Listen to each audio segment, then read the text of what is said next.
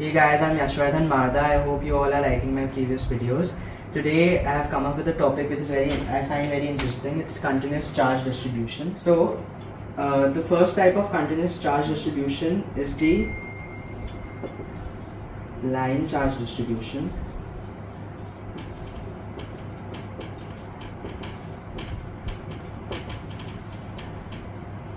Its formula is basically lambda is equal to dq upon dl. dq is a very small amount of charge. dl is the length, a very small length, elemental length we can say, and lambda is the charge distribution. So basically this is defined as the amount of charge contained per unit length or per unit line we can say. The second type of charge distribution is surface charge distribution.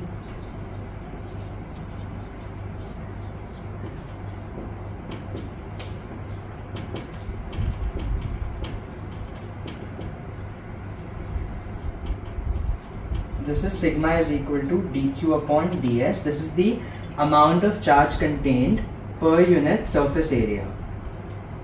So this is actually line charge distribution is like this. This is a wire, suppose it's positively charged, and this then it will be lambda is equal to dq upon dl. Surface charge distribution is something like,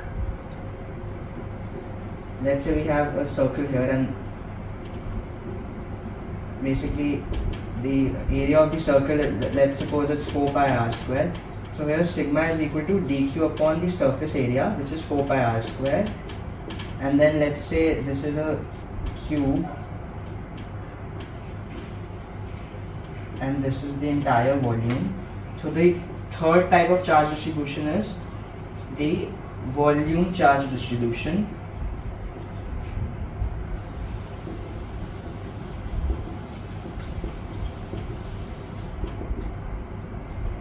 This is rho is equal to dq upon dv. This is the amount of charge contained per unit volume. Let us see, suppose we have an infinitely long positively charged wire. This is infinitely long.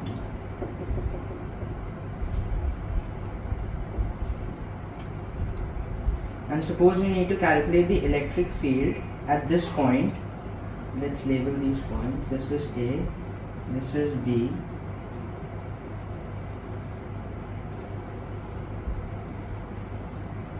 this is point P. We need to calculate the electric field at point P. So let's suppose this is X, and this is Y. This is angle theta, this is also angle theta. So electric field at point P due to point A would be like this, because this is positively charged, so electric field would be away. This is dE, and electric field at point P due to point B would be like this. This is dE.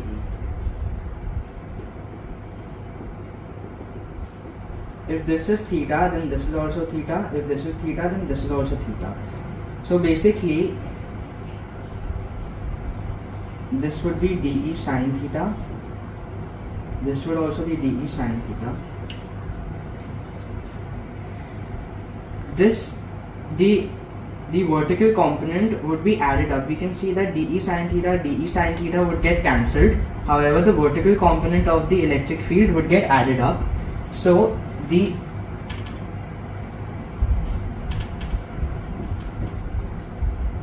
can say the net electric field at point P is actually the integration of dE cos theta, because dE sin theta would get cancelled out, and dE cos theta of all the small, we have cut a very small dq charge here, and its length is, width is, or thick we can say, as dx. Same from here, this is also dq and this is dx. So due to all these small dq charges up till infinity, we would get integration of dE cos theta. This is electric field. From the previous video we saw that electric field is dE is equal to k dq upon, this is now AP whole square. cos theta. This is integration of k dq upon AP whole squared is under AP is under root x square plus y square, so that square would be x square plus y square cos theta. Just now we saw that lambda is equal to dq upon dl. So from here we can say that dq is equal to lambda dl. So from dq we can just substitute dq. So k into lambda times dl upon x square plus y squared cos theta. Now we can see that the variable quantities here are x and theta. Only x and theta would get vary, y would always remain the same. So we have cos theta here. So let's just calculate tan theta. Tan theta would be perpendicular upon base. So from here we get x is equal to, this is dx, sorry, because this is dx. So x is equal to y tan theta. So dx is equal to y sec square theta d theta. So just replacing dx over here, we would get, this is integration of k lambda times dx is y sec square theta d theta cos theta upon x square is y square tan square theta, and taking y square as common we get y square, and in brackets we will have tan square theta plus 1. I'll just write this is actually the integration of k lambda. So okay, I'll put the limits in the end only. K lambda, y and y gets cancelled, upon y. This is sec square theta cos theta d theta upon tan square theta plus 1 is sec square theta only. This would get cancelled. So this is the integration k lambda by y cos theta d theta. Now when we put the limits, this would dx, since so this would be minus infinity to plus infinity, the limits, and we know that tan theta is equal to x upon y. So when we convert the limits, because we have d theta here as the variable, so minus infinity, so basically this would become, this can become 0 to infinity, and this can become 2 times. So this is also twice. Now since theta is the variable here, so we can say that from 0, basically tan theta becomes 0 when theta is equal to 0, and tan theta becomes infinity when theta is equal to pi upon 2. So this is 2 times, integration is from 0 to pi by 2. This is k lambda by y cos theta d theta. This is 2k lambda by y, and then the integration from 0 to pi by 2 of cos theta d theta. Integration of cos theta is sin theta, and sin pi by 2 minus sin 0 is just 1 only. So we will be left with 2k lambda by y. So this is the net electric field due to this infinitely long positively charged wire at point P, 2k lambda by y. Now let's see the case of a circular ring. This is a circular ring. We need to calculate the electric field at this point. Suppose we cut again 2 elements, dq and dl length, and from here also dq and dl. The radius of the circular ring is a, let's say. This is, let's say, x. We need to calculate again the electric field at point P. So due to this positive charge dq, the electric field would be in this direction dE, and due to this it would be in this direction dE. This is theta, this is theta. So again, if this is theta, this would also be theta, and if this is theta, this would also be theta. again the same thing, we can see dE sine theta would get cancelled out, and so basically the electric field would be again only due to the vertical component of the dE. So electric field E net at point P is the integration of dE cos theta. So this is again k dq upon AP whole square. AP whole square is again x square plus a square. This is cos theta.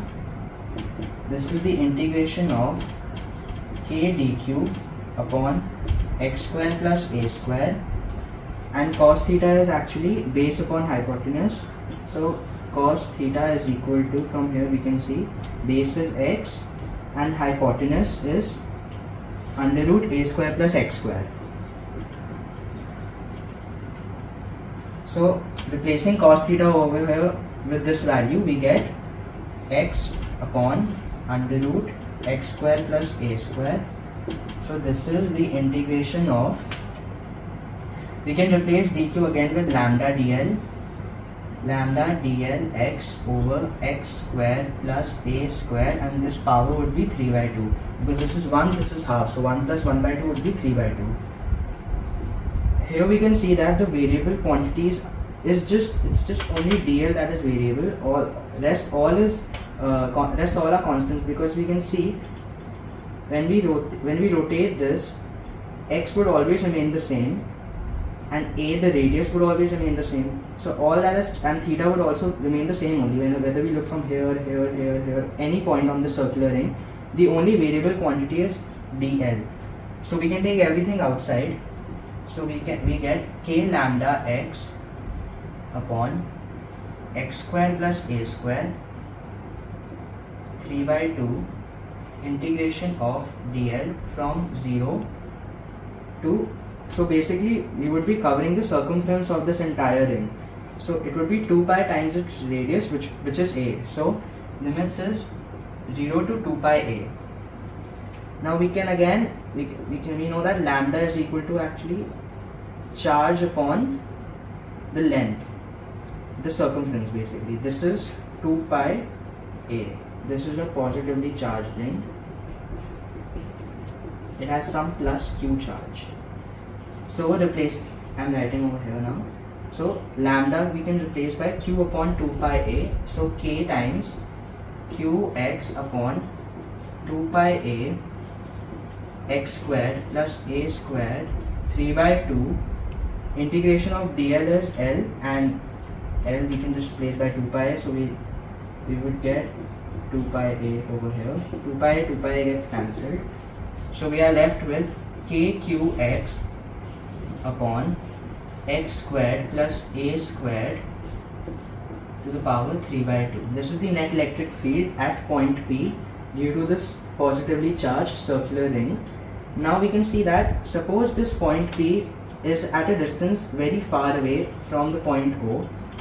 So if this is the case, then we would see that x squared, if x is very large than a, then x squared would also be very large than a squared. So we can just leave a square. So this is a special case when P is very far away. So kqx times x squared to the power 3 by 2, which would become x cube, and this would be kq by x squared. Now the interesting thing is that we know that the formula for electric field is kq by r square or x square. Kq by x square.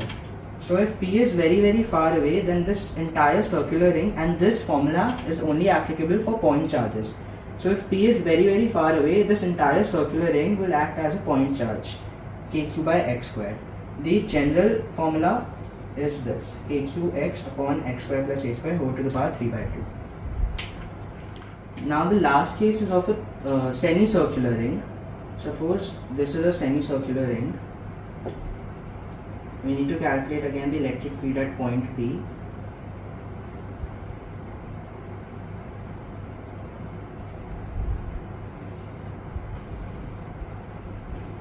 this is dq element we have got, dl length, again dq element, dl length. This is d theta angle, this is the radius r, this is theta, this is d theta, and this is again theta. So electric field due to this dq charge would be like this, dE, and because of this it would be like this, dE.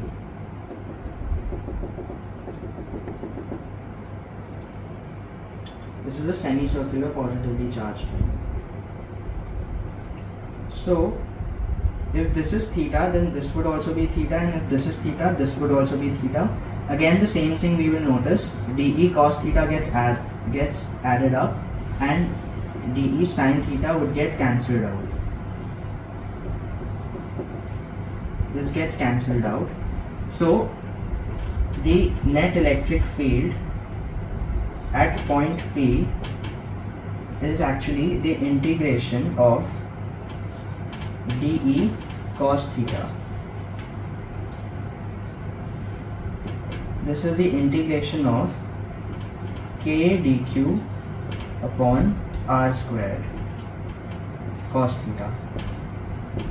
This is integration of dq is lambda dl over r squared cos theta. We know that theta is equal to arc upon radius. So dl would be, so this is the integration of k lambda times dl is r d theta upon r squared cos theta. This is the integration of, and this is since we have d theta here, this is from minus pi by 2 to plus pi by 2. So if we can do like this also, we can take the lower limit being 0, upper limit being pi by 2, we get twice of this. So this is 2k lambda by r cos theta d theta. This is 2k lambda upon r. Cos theta integration would be just sin theta, and sin pi by 2 again 1, and 1 times this is just 1 only, so 2k lambda by r. For this is the net electric field at point P due to this positively charged semicircular ring of radius r. That is all for continuous charge distribution. I hope you all are enjoying the videos, and please like, share, comment and subscribe to my YouTube channel if you haven't done it yet, and I'll see you all in the next one. Thank you.